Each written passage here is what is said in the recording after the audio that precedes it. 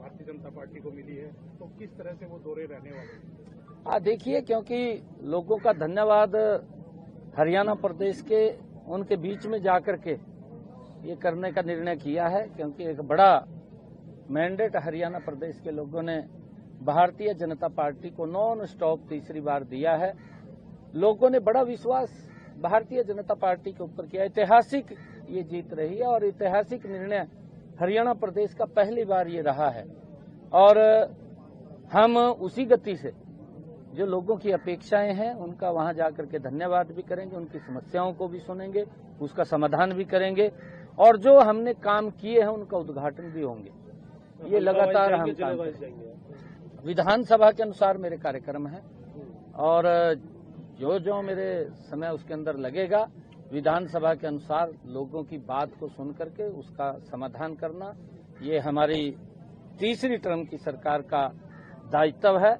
हमने अधिकारियों को भी इस बात को लेकर के कहा है कि हम सब चुस्त दुरुस्त होकर के जनता के काम को प्राथमिकता देते हुए काम को आगे बढ़ाने का काम करें।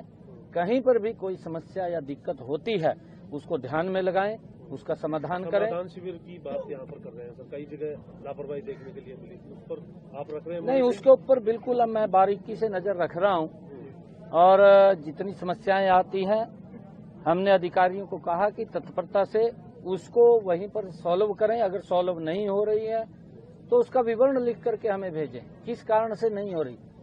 वो पॉलिसी मैटर है या कोई लीगल मैटर है या अन्य कोई डिस्प्यूट है, क्योंकि हमें ध्यान में रहना चाहिए कि इस कारण से इसका काम नहीं हो रहा। कई बार व्यक्ति सोचता है कि अनऑथराइज एरिया है, उस अनऑथराइज एरिया के अंदर उसका काम नहीं हो पा रहा है।